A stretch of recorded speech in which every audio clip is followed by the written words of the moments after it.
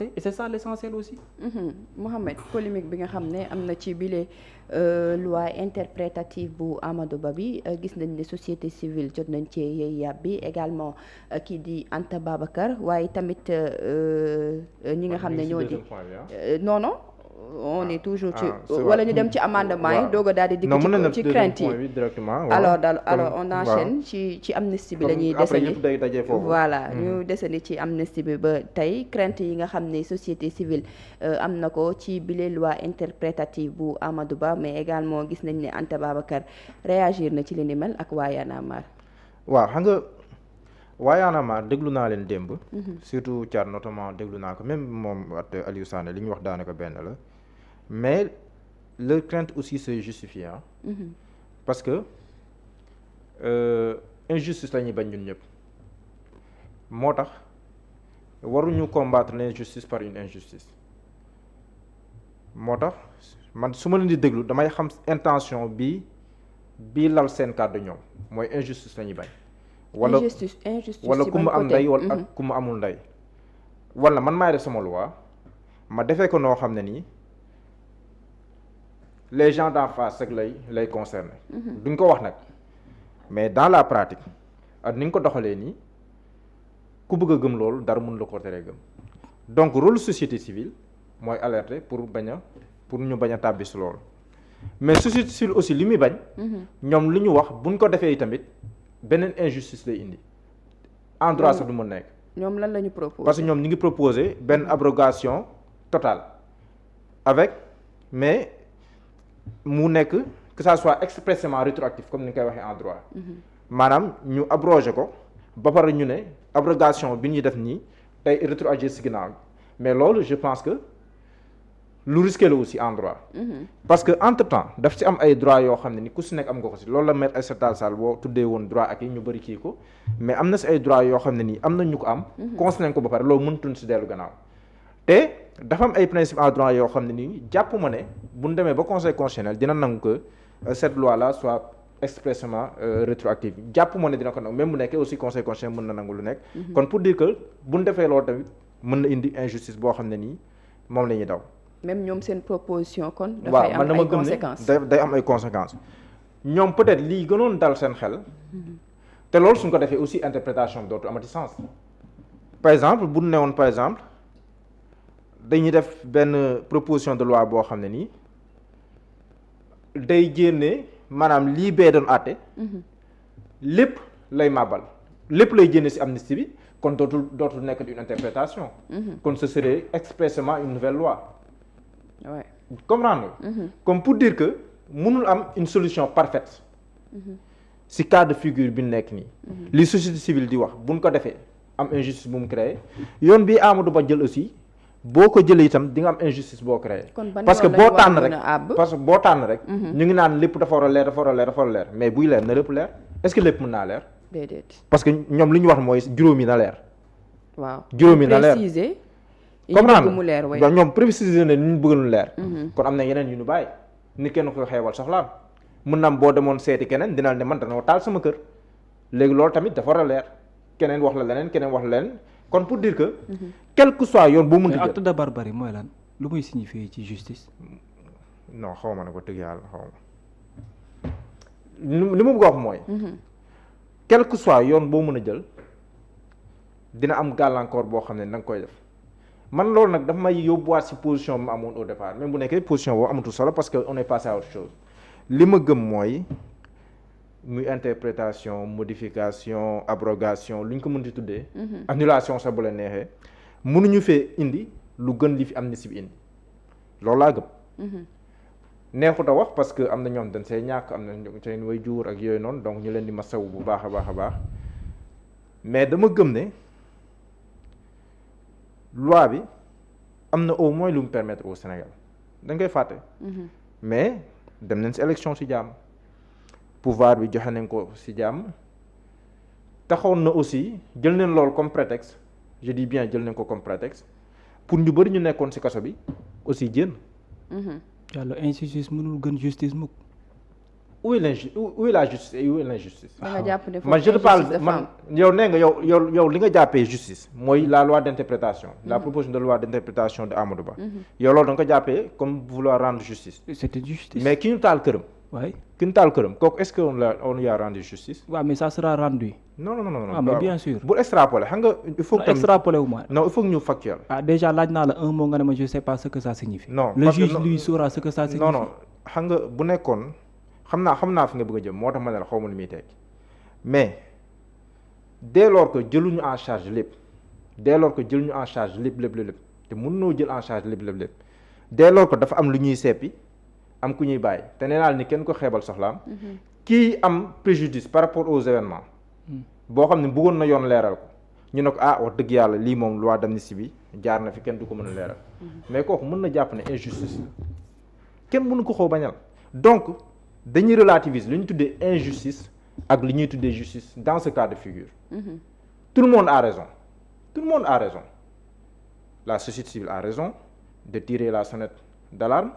parce que li ñu bañ ëllëg moom mooy nit falu tamit daf la neex ci ay loi ak yooyu noonu cibler ses adversaires parce que quoi qu'on puisse dire man li ma gëm mooy Pastef deful loi bii nii pour mu gàllankoor waa Pastef man loolaa gëm bu ma kenn gëmloo ne que mbir mi dañ koo def pour kii defuñu ko pour gàllankoor kii waa Pastef amul.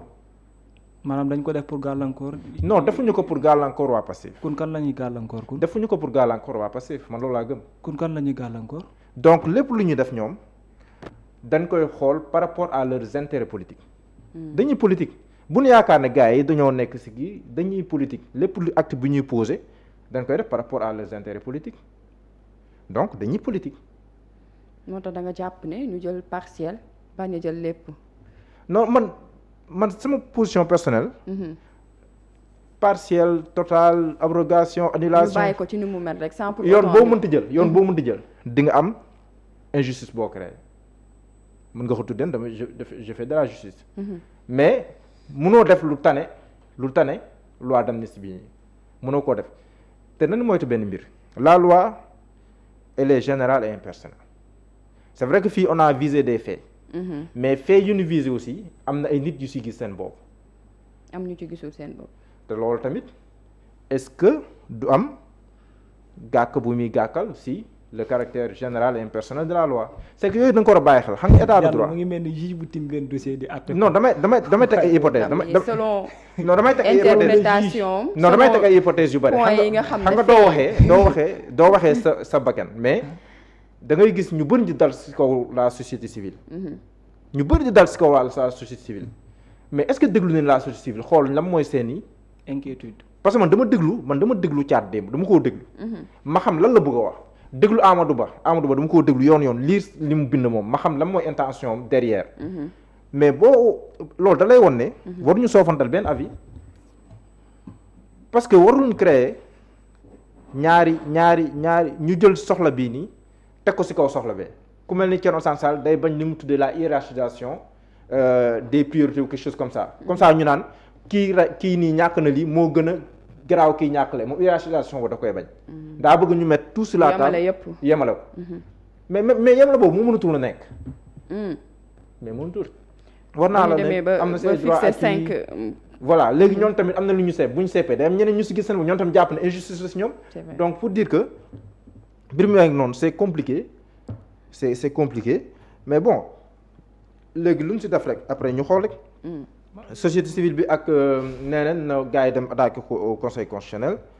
ñoom Anta Babacar Ngom pour jéem a xool ni gàntale la proposition de loi léegi loolu nag mbirum yoon la après ñu xool la conseil constitutionnel di àtte. mais bu conseil constitutionnel àtte ba pare nag lu mu àtte ñëpp di si dëppoo parce que conseil constitutionnel moom bu xasee àtte moom amul sax recours. lan nga jàpp ne conseil constitutionnel. non xam nga conseil constitutionnel mun na laa bett fu ne. waaw mun na laa bettee nu ne conseil constitutionnel moom. mu nga yaakaar ne dañuy génn fii ba mu leer nañ. mu génn feneen waaw conseil constitutionnel moom mi ngi noonu rek. mais yaakaar na quand même que les préoccupations de la société civile. sont quand même fondées. très sincèrement sont fondées. mais situation bi compliquée nii. ñoom li ñu bëgg a tam suñ ko defee contraire ñoom li ñu wax la ñuy am. maanaam ñaar yëpp daal. dafay ñaar am yëpp boo si jël waaw boo si jël am na lu si ay conséquences. voilà léegi nag bu nekkee ñaari yoon boo xam ne nii amul benn bu si matale yëpp da ngay tànn bi gën a dal sa xel rek. parce que ñoom de manière générale si je me trompe li ñuy wax mooy nañu abrogé. nañu abrogé de manière générale. waaw kay su waaw abrogé de bëgg manière naa ko leeral xam nga ñoom ñu ngi naan abrogé de manière promesse générale tamit. xam nga boo dégloon le président Diomaye 31 décembre très sincèrement. oui président Diomaye waxu fay abrogation wax fa Non, dafa ne rek il n'a pas daal parlé, il n'a pas parlé. mënuñoo leeral. waay lu fi xawoon juróom-ñetti fukki at si ginnaaw. ba pare duñu leeral ba pare duñu leeral li fi xew barki démb. si waay mbirum 2021 ba 2024. le président Diomaye très sincèrement il a été très prudent duggul si yenn subtilité juridique peut-être qu'il a été bien conseillé parce que am na ñu ko wër ñoom am na ay borom xam-xam yu baax a baax yu ko wër. peut-être que ñoom mesuré woon nañ complexité wu question bi te beneen mbir bu lay wan ne waa Pastef mesuré nañ complexité question bi mooy. da nga gis ne malgré toutes les promesses faites par le premier ministre nekkul moom moo porté nekkul exécutif yi moom moo ko porté nekkul affaire nekkul projet de loi c'est une proposition de loi te même proposition de loi bi sax nekkul groupe bee ko porté. c'est le député Amadou Ba benn député moo ko porté. donc loolu man jàngat ma si def mooy dafa am benn détachement bu si exécutif bu ko def ba nga xam ne nii. après lu si am par exemple bu proposition de loi bi jàllee day baax pour ñëpp. mais bu demee ba jàllul kenn du ne waa Pastef wala l'exécutif. on parlera de Amadou Ba moo am revers day naan. Amadou Ba la proposition de loi Amadou Ba. moom la conseil constitutionnel rejeté kon. pour dire que man jàpp naa ne daal bi ñu jauger baax complexité question xam ne ça n'est pas évident. moo tax ñu porté loo ko benn député plutôt que l'exécutif di ko porté. Babacar crainte bi nga xam ne société civile am na ko ci bile proposition. non man dama gëm ne c'est légitime pourquoi parce que déjà bi may wax boobu léegi moom laa wax parce que dama ne lu concerne tous les Sénégalais dafa laaj que bu ñu koy wax aussi ñi nga xam ne dañoo am voix dañ leen ci war a dégg pour ñu joxe leur position. ça veut pas dire que ni nag obligatoirement leur position c'est ce que l'on doit faire mën nañ joxe mais bon on doit prendre en compte proposition yi nga xam ne ñu ngi koy def wala kàddu yi nga xam ne ñu ngi koy yëkkati man gëmuma dara di wàcc nit di ci joxe gis-gisam ñu koy xalab pour man warul mën demee noonu dans une société lu ñëpp bokk bu ñu ko taajee ci penc mi ku ci def ci war a génne pour joxe lan mooy xalaatam mais li nga xam ne daanaka mooy préoccupation majeure dañ ko war a prendre en compte te dañ ko war a respecter te man dama gëm ne la préoccupation majeure des Sénégalais c'est de savoir ce qui s'est passé de 2021 à 2024 les 80 quelques personnes qui ont été tuées nañu leeral ñooñu ñan ñoo leen rey li nga xamante ni jot na fee xew nañu leeral ñan ñoo ko def ci anam la ñu ko defee en majorité c'est-à-dire en grande partie boo koy xool dafa bokk ci la préoccupation de pas mal de Sénégalais wala la majorité des Sénégalais léegi il y a une occasion pour que majorité bi ñu ci bëree bëri loolu ñu am comme souhait ñu ne nañu jaar ci yoon bi pour leeral ko pour quelle raison ñu waral jël loolu freiné ko ne noo du dem wala ñu ne par contre nañu xool nan la ñuy defee de sorte que mu mën nekk luy antu mais il est hors de question aujourd'hui d'abroger et de laisser en grande partie li nga xamante ni daanaka jotoon na fee xew su boobaa une injustice dafay lalu ci génn nag wet par contre dans l'interprétation avec tout ce qui est cité c'est vrai je ne suis pas juge Diallo mu may wax ay incendie criminel entre autres mais man je pense que ni yenn faits yi nekkul foofu ci société civile c'est-à-dire que le fait que ñu préciser seulement 5 faits. non les 5 faits aujourd'hui man je ne suis pas man nekkuma juge moom laay wax Diallo sànq mais danaa ko ne tey bu ñu waxee am na baat yoo xam ne tey bu ñu ko doon lim amul ci code de procédure pénale par contre am na yenn jëf yoo xam ne nii le juge peut-être dans la possibilité baaw xool lu amul ci code pénal mënu la see toog lu yoon terewul ñu ne lii yoon da koo tere non maanaam yoon tur waaw xam nga bu déggee ma wax la loolu yoon du la ko tere waaw léegi yow des faits yow incendie volontaire mënoo koo rapporter ci acte de barbarie mënoo ko mais crime la ba léegi crime la crime la kay non fii on ne parle pas de crime justement non crime de torture on a précisé crime de torture mais soxna si 5 yi crime bokk si xam nga bu newoon crime non bu newoon crime waaw bu newoon crime ma dem dugal ko ci acte de barbarie man juge bi boo ma ko indilee ki ko def ma dugal ko ci acte de barbarie non juge loolu tënku ko defal naa ko rek baabu mais mën na interpréter non mais parce que xam nga bu mën na interpréter non baabu xam nga la ma wax la benn jàll yow ñu yóbbu ay fee ci kanamu juge ba pare mu jël ko daanee ko mais day motiver day naan way lii moo ko motiver defal naa ko rek mbir bu tuddee astu duñ fa bàyyi astu ne comme Babacar ak astu ñoo fa nekkoon léegi bàyyi ma jël li si astu ma tuddee ko Babacar demeewul noonu lépp loo gis dafa am tur am ñu ngi ko définir en droit code pénal wax ñu ne lii la bu nekkoon loolu kon du ñu utal lii définition utal les définitions utal les définition xam nga bu ne woon crime crime léppay dugg crime ci la bokk de crime de torture la ñu wax waxuñu crime. crime ma ne la crime ci la bokk faatu bakkan mu ngi ci. non defal naa ko rek faatu bakkan non ñoom dañoo wax meurtre. non defal naa ko wax assassinat. waaw ils ont dit assassinat meurtre. non merci ils ont précisé defal naa ko crime de torture. xoolal incendie volontaire meurtre la. demal ci yow mën beneen nga def incendie volontaire te nit du fa dee. waaw mën nga ko def mais barbarie la. non defal naa ko rek baabu. Diallo mënuloo wax ba ma feeñal ci benn yii ma la wax. yow xam nga sànq la ngay def nii. xam nga sànq la ngay def nii. déedéet. bëgg yow xam nga ne ni ngay wax nii demeewul noonu mais bëgg nga par la force. yow mën ngaa ne sama biir xel mi ba xam ne li may wax demeewul noonu. defal naa ko ma waaw leeral Diallo yow tamit nag. defal naa ko ma leeral bëgg par la de force. defal ndànk yow mënoo ne sama biir xel mi bay waxal lu ne sama biir xel mi yow tamit. d'accord baal ma bëgg par la force leeral ne. lii ni fii laa koy dugal. bu nekkoon loolu da nga koy préciser ba mu leer ñu ne incendie volontaire wax comme ni ñu waxee crime wax crime de torture wax incendie volontaire ak yooyu mu gën a leer. maanaam am na yeneen yoo xam ne bokk na ci te cité wuñu ko ñoom ci fee yi.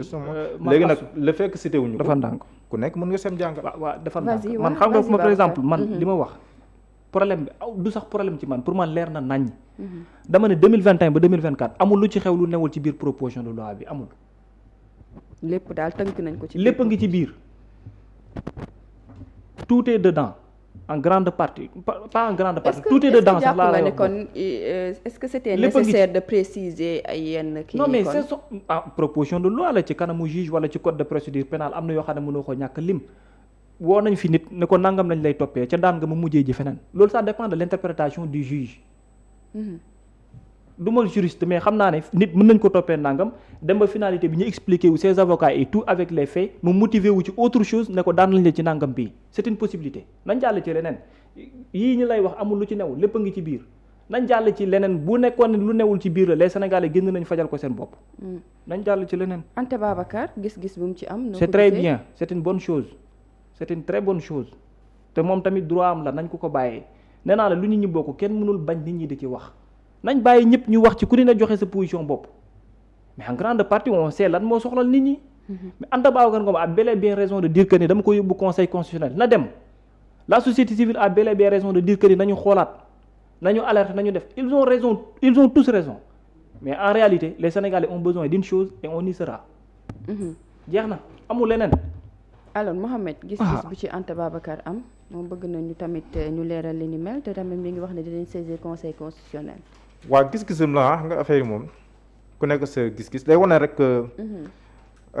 interprétation bi ça fait l'objet de plusieurs autres interprétations kon bu nekkoon liñ si jublu woon may leeral comme ni ko Amadou Ba waxee kon mbir yi ba léegi leerut mu ndam sax daa gën a lëndëm d'ailleurs donc loolu je pense que loolu lay tekki mais dinañ ko voter tey probablement parce que waa Pastef ñoom ñoo majorité à l'Assemblée nationale mais nañ xaar conseil constitutionnel parce que li muy wax daf si am solo lool parce que ça va nous permettre aussi ñu gën a mën a comprendre mais li ma jàpp in fine quand même mooy lii pour man du interprétation modification la loolaa gëm mais conseil constitutionnel lu mu wax nag loolu moom moo ñuy tënk ñun ñëpp mais aussi waruñu jéem a. Pourquoi tu veux parler de modification? waaw parce que bon ni ma gisee nii parce que ma gis ne il n'y a rien de flou dans la loi initiale dans la loi d'amnistie initialement même bu nekkee nee na moom dañ siy génne loo xam ne nii buñ ko si génneewul ça expose notre pays ak yooyu mën nañ ko nangul waaye liñ si génne yëpp am na yeneen yoo xam ne aussi war nañ ko si mën a génne te génnewuñu ko si. Et quel est l'intérêt aussi de la modification?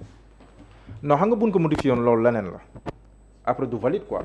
Parce que il faut ñu tuddee ko interprétation parce qu'on peut pas modifier la loi d'amnistie kon il faut ñu indi beneen loi te loolu tamit day am yeneen mbir yoo xam ne daf si am yeneen gàllankoor si wàllum yoon mais li ñu tuddee maanaam interprétation laa la bëgg a wax ne man modification la mu gën a jox ko interprétation am na sax ñu gën a sori ñu ne lii c'est une loi nouvelle mais conseil constitutionnel moom moo amee cëggal guy gi donc le dernier mot revient au conseil constitutionnel bu fa demee. lépp lu mu wax rek mu tënkuñu. Alors opposition bi aussi ñoom ñu ngi préparer recours.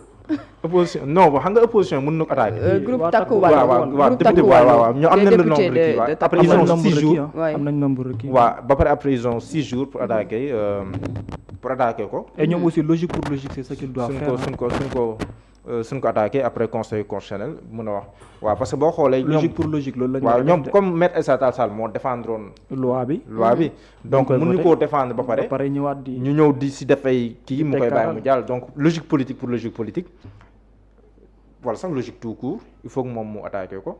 te je pense que day intéressant sax ñu attaqué ko parce que dina tax ñu jàngaat bu baax a baax quelle que soit la décision du conseil constitutionnel da ngay mën a jàngaat bu baax quoi. te loolu c'est important. mais aussi moom waxoon na ni loi bi su ngeen ko bëggee abroger ngeen abroger ko mais waxoon na tamit il y aura des conséquences. il y aura des conséquences et les conséquences ñu ngi koy subir nii parce que au départ ñu bëri danoo yaakaaroon ne biir bi tànn ceeb la rek teg mais dafa am ay réalités juridiques yoo xam ne nii mënoo si gëmm si boo nekkee état de droit donc moom en tant que avocat moo xamoon na loolu donc koo xam ne ni aussi yàgg na kii défendroon projet de loi bi moom xam na loolu donc boo gisee moom teeloon na àttu wax si les droits acquis ak yooyu noonu mais ñu bëri comprendre ñu woon mais tey jii nii on se heurte à cette réalité moo tax ñenn ñi ne leen bu nekkee da ngeen bëgg a leeral leen lépp mais il se trouve que leeral lépp mënatul nekk wax dëgg yàlla leeral lépp mënatul nekk parce que amul ay jumtukaay yu war a mën a tax ñu leeral lépp donc comme mun noo leeral lépp faaw ñu tànn léegi nag boo tànnee nag di nga am ñu ci di nga am ñeneen ñu am beneen gis-gis c'est forcément maanaam dafa mel ni ndoxu géej munoo ne damay jël ndoxu géej gi ndox mi laa soxla xorom bi dama kii non xanaa après nga yóbbu ko dessalement mais fa nga koy jëlee moom dina saf xorom looloo fi am te yoon boo fi indi am na xorom bu nekk ci biir léegi nag foofu nag la majorité di arbitrer parce que une majorité elle sert à quelque chose foofu la aspect politique bi di ñëwee la moo tax may tànn bi la moo tax duma tànn bi au delà de l' aspect juridique foofu noonu l' aspect politique dafay duggaale si choix yi ngay def parce que tam doo marquer un but contre ton camp looloo fi ne même ñeneen ñii dinaan yow loi bi yëpp tamit am na intérêt lu ko lan politique même ñeneen ñii tamit dinaan nen leeral lépp am na leneen visé bu nekk si ginnaaw bu wuteeg nen leeral lépp ñenn ñi sax ce qu'ils ont dans la tête mooy Sonko daa war a dellu kaso. am na ñu fekkee dañoo leeral lépp. am na ñuy xalaatee noonu. am na noonu la koy xalaatee comme. bu fekkee defuñu ko de façon partielle. waaw mais loolu mënul nekk. non mënul nekk loi du maanaam loolu mënul nekk mais jom ñi koy wax. lii nekk ñenn si ñoom quoi ñenn si ñoom. ku nekk li nga ciy wax rek yaa ngi am leneen loo ci séntu. nekk si ginnaaw loolu comme par exemple loolu bu ñu ko toppee mu fàttalee ne lii loolooy problème bi. loolu abrogé bi man bi ñu génnee bees dama amoon position bu catégorique ne y a pas ay interprétation ay partielle ay nangam. on abroge tout court. mais quand tu écoutes li ñuy wax droit ak loi day ne mënul nekk rétroactivité su boobaa day ñëw. doo mën a toppaat li weesu mais soo defee loolu dafa am lu bare da nga koy bàyyi ginnaaw. dans ce sens là kay y a une occasion wax dëgg fa yàlla. c'est vrai kenn waxul ne mu nekk lu maanaam benn mënul nekk par contre loi d'amnistie bi pour man moo gënoon dangereuse foofu te bi muy am y a des voix yoo xam ne kenn déggul leen. ça c'est un problème en fait loi d'amnistie bi c'était dangereuse en fait man loolu laa gëm c'était très dangereuse. on peut pas rester dans un pays dit démocratique dans un état 80 quelques personnes. est-ce que réglé wul woon ay problème boobulee. non mais bu régler ay problème ba pare nag bañ a def justice. injustice mënul gën justice. ci fànn yu bari sauf cas d'exception te du ci bii ab injustice mënul gën fenn yoon fu justice war a am. loolu dama ko gëm. te dama gëm ne laisser woon la loi d'amnistie comme ça c'est une injustice. Par contre chercher à amener une justice c'est bien mieux que de laisser l'injustice continuer. Aïssata Tall Sall elle parle de conséquences mais les conséquences ak la loi d'amnistie bàyyi ko noonu mais c'était beaucoup plus grave en fait lu lay dab da nga war a xool nan ngay def ba corriger ko pour que dans le futur mu bañ la dab. jurisprudence laay bañ ñu koy évoquer à tout le temps quoi. man loolu laa doon bañ. parce que dama gëm ne man dama wàcc gis xam li xew. man dama wàcc de gis naa de. te ñu baree bari ni ma ko gisee noonu la ko Mouhamed gisee yow ak ñeneen ci Sénégalais yi. mooy li doon xew ci mbedd mi c'était très grave en fait. Ouais. Par contre nag yooyu dans un pays boo xam ne yoon dafa war a am mais kenn waru ko bàyyi mu demee noonu. dañu leeral lépp wax dëgg fa yàlla. léegi nag par contre bëgg koo leeral ñii am ci position ñii di ci wax léegi c'est légitime. Ouais. C'est légitime quoi. ku nekk dina ci joxe sa voilà mais bon on doit viser l'essentiel. Le plus important mooy ñu leeral lépp. takk wàllu aussi ñoom mat nañu nombre de requis pour. waa ñoom mais moom laay wax ma ne logique la quoi parce que foofu aussi il faut nga comprendre ne logique la. ay politique lañ mais ay nit droit lañ donc ci logique la ñu nekk. Aïssata Tall Sall mënul défendre ab loi ñu ñëw bëgg a kiiwaat ba pare après muy amaat beneen sens contraire bi man gëwuma lool donc bu ñu amee cette position là aussi légitime na. les non inscrits tey bu ñu amoon nombre bi aussi li ñu bëgg a def c'est normal c'est-à-dire y a rien d'anormal quoi en fait. ku ci ne dafa am lu mu gis ku ci ne dafa am lu mu bëgg mais par contre comme il a l'essentiel que la majorité porte l'essentiel allons dans l'essentiel. waaw. alors non inscrit aussi Mouhamed ñoom tamit ñu ngi organiser ci seen boor malgré que matuñu. waaw mais dama gis ne non inscrit danoo war a dem renforcer rek waa takk wàllu. takk waa takk wàllu. ñu def ko benn kii mais. waaw loolu de moo gën a logique. waaw parce que ñoom amuñu le nombre. amuñu nombre mais ñoom tamit xam nga foog ñu taxaw. wane seen bopp bu baax a baax. donc loolu je pense que mooy politique bi nga si gis ñu bari nekkul forcément mbir mi leer woon ba ñu leer. ñu si bëri sax. gars yi nag existence politique bi tam. mu ngi loolu. faut pas se faire oublier quoi loolu si fës ak beneen bi aussi. Peut-être ñoom ils pensent que bu nekkee ci benn feuilleton judiciaire bu gudd bu yàgg c'est contre le régime actuel. am na ñu mën a jàpp loolu ñu ne nañ dugal régime bi ci côté boobu noonu.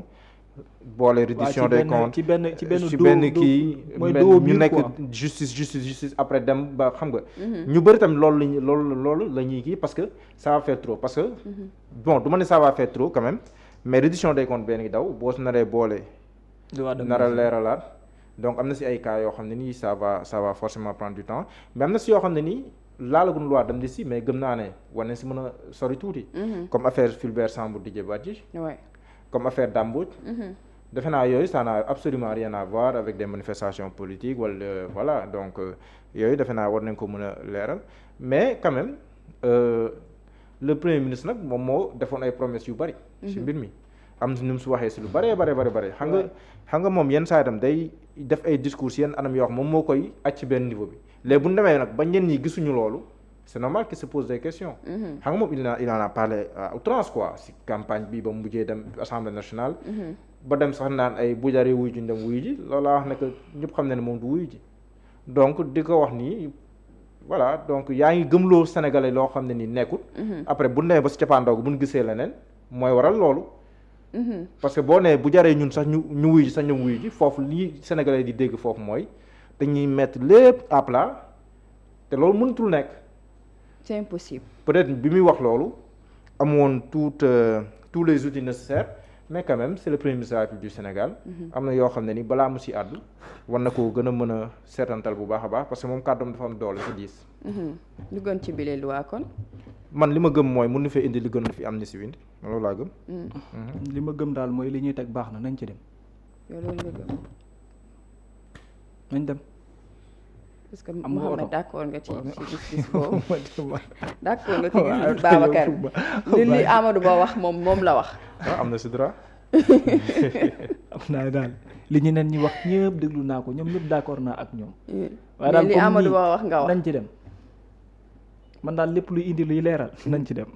waaw du am benn conséquence. waaw ce qu'on doit arrêter daal c'est de dire que naan. non diw sàngam dañ ma baal ci kàddu gi nangam la pourquoi parce qu'il donne son avis non on laisse tout le monde parler ce qu'ils ont à dire lañ leen bàyyi ñu wax ko il faut les laisser dire ce qu'ils ont à dire. ils doivent donner leur point de vue parce que ça appartient à tous les Sénégalais aussi il faut le savoir c'est une décision qui appartient à tous les Sénégalais ils doivent donner leur point de vue par contre nag l'essentiel c'est l'essentiel la majorité porte l'essentiel. c'est normal.